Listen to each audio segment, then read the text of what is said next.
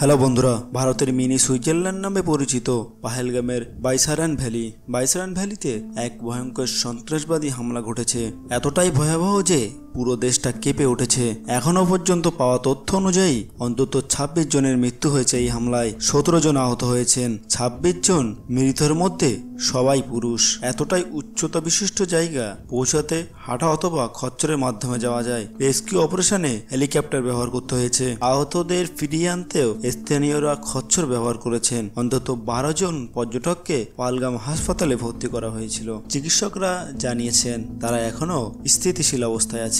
এই হামলায় মানুষদের ধর্ম দেখিয়ে টার্গেট করা হয়েছিল। একজন মুসলিম নিহত হয়েছেন। সৈয়দ আদিল হোসেন সাহা পাহেলগামের স্থানীয় খচ্চর চালকের কাজ করতেন। একজন খ্রিস্টান নিহত হয়েছেন আর বাকি 24 জন হিন্দু ছিলেন। এরা ভিন্ন ভিন্ন জায়গা থেকে ঘুরতে এসেছিলেন। যেমন 32 বছর বয়সী নিরাজ উদানি, যিনি জয়পুর থেকে এসেছিলেন। ইউএতে কাজ করতেন, ছুটিতে বাড়ি এসেছিলেন। সিমলায় বিয়েতে গিয়ে এরপর কাশ্মীরে ঘুরতে গিয়েছিলেন। আরেকজন নিহত ছিলেন নেপালের সুদীপ নিউপানে। এছাড়াও ভারতীয় বায়ুসেনা, ইন্টেলিজেন্স ব্যুরো এবং নৌবাহিনী কর্মকর্তারাও ছিলেন। প্রাথমিক তদন্তে জানা গিয়েছে 4 থেকে 6 জন সন্ত্রাসী এই হামলা চালিয়েছেন। প্রত্যক্ষদর্শীদের ভিডিওতে 3 জন পাকিস্তানি সন্ত্রাসীর স্কেচ প্রকাশ করেছে পুলিশ। 2 কাশ্মীরি যুবকও হামলায় জড়িত বলে অনুমান করা হচ্ছে, যারা 2018 সালে পাকিস্তানে গিয়েছিলেন। তারা হলেন অনন্তনগরের আদিল গড়ি এবং পুলওয়ামার আহসান। সূত্র অনুযায়ী তাদের মুভমেন্ট ইনপুট আগে থেকেই ছিল। টাইমস অফ ইন্ডিয়া রিপোর্ট অনুযায়ী এপ্রিলে প্রথম সপ্তাহে হোটেলে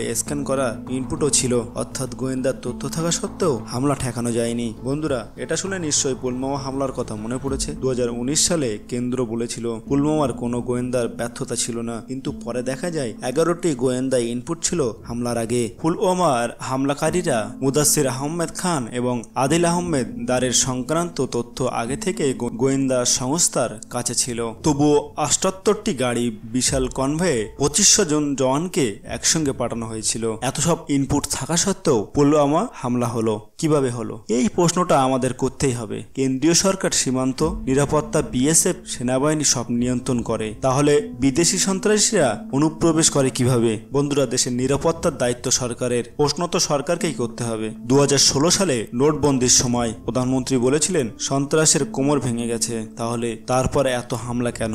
নাগারোটা হামলা 2016 সাল, অমরনাথ যাত্রার হামলা 2017 সাল, সুইনজোয়ান হামলা 2018 সাল, পুলওয়ামা 2019 সাল, পুনচ রাজৌরি 2023 সাল, রিয়াসি 2024 এবং পাহেলগাম 2025। হামলা চলছেই। আগে নেতারা ভুল করলে পদত্যাগ করতেন, শিবরাজ পাটিল ও বিলাসরাও দেশমুখ, কিন্তু আজকের ভারতে প্রশ্ন করলে মিডিয়া চুপ করিয়ে দেয়। আর আজকে অর্ণব গোস্বামী পর্যন্ত সুপ্রিম কোর্টকে দোষ দিয়েছেন পাহেলগাম হামলার জন্য। অথচ পুলওয়ামার সময় তার হোয়াটসঅ্যাপে লেখা ছিল, this attack we have win like crazy. 2000 পর্যটক যেখানে ছিলেন সেখানে পুলিশের উপস্থিতি ছিল না। রিপোর্ট বলতে গেলেই গান চালিয়ে তার আওয়াজ চাপা দেওয়া হলো। ভারতের সেনাবাহিনীতে আজ 1 লাখের বেশি জওয়ান ঘাটতি, কারণ কোভিডের সময় 2 বছরের কোনো নিয়োগ হয়নি। আর এখন সেনার সংখ্যা 2 লাখ কমানোর পরিকল্পনা চলছে। সরকারি খরচ বাঁচাতে সেনাবাহিনীর সংখ্যা কমানো হচ্ছে, অথচ সাধারণ মানুষের নিরাপত্তা নিয়ে কখনো ভাবনা নেই। পাহেলগামের নিহত সেনাবাহিনীর অফিসার বিনয় রাওয়াল বোন কেঁদে বললেন, ভাই 1.5 ঘন্টা বেঁচে ছিলেন, কিন্তু কেউ তাকে উদ্ধার করতে আসেননি। অন্যদিকে মুকেশ আম্বানি এবং তার পরিবারের জন্য রয়েছে জেড প্লাস নিরাপত্তা, 55 জন কমান্ডো সহ, অথচ সাধারণ মানুষের নিরাপত্তা এতই সস্তা। ট্রেন দুর্ঘটনা, সেতু ভেঙে পড়া, ম্যানহোল পড়ে মৃত্যু, সন্ত্রাসী হামলা, সাধারণ নাগরিকদের মৃত্যু যেন একেবারে স্বাভাবিক হয়ে গিয়েছে। জম্মু কাশ্মীরের মুখ্যমন্ত্রী ওমর আবদুল্লাহ বলছেন যে এই হামলার জন্য দায়ী যারা, তারা পশু এবং অমানবিক, নিন্দার উপযুক্ত। তাদের নিন্দা করার জন্য কোনো শব্দ যথেষ্ট নয়। তিনি নিহতদের পরিবারের প্রতি সমবেদনা জানান। কাশ্মীরের শোকের প্রকাশ হিসেবে সাধারণ ছুটি পালন করা হয়েছিল। কেউ একতা দেখানোর জন্য মার্চের অংশ নিয়েছিলেন, আবার কেউ নিহতদের জন্য মোমবাতি মিছিল বের করেছে। কাশ্মীরের বাইরে জামাতুল হিন্দ এবং অন্যান্য মুসলিম সংগঠনগুলি সন্ত্রাসী হামলার নিন্দা করেছেন। অল ইন্ডিয়া ইমাম অর্গানাইজেশনের প্রধান ইমাম ওমর আহমেদ ইলিয়াসি বলেছেন যে শুক্রবারের নামাজের সময় 5 লাখ মসজিদ থেকে শক্তিশালী একটি অ্যান্টি টেররিস্ট বার্তা দেওয়া হবে। নিহতদের জন্য প্রার্থনা হবে। বাংলাদেশ, কাতার, সংযুক্ত আরব আমিরাতও এবং সৌদি আরব সহ অনেক মুসলিম দেশও এই হামলা নিন্দা করেছেন। ভারতীয় মুসলিমরা সোশ্যাল মিডিয়ার সন্ত্রাসীদের বিরোধিতা করেছে।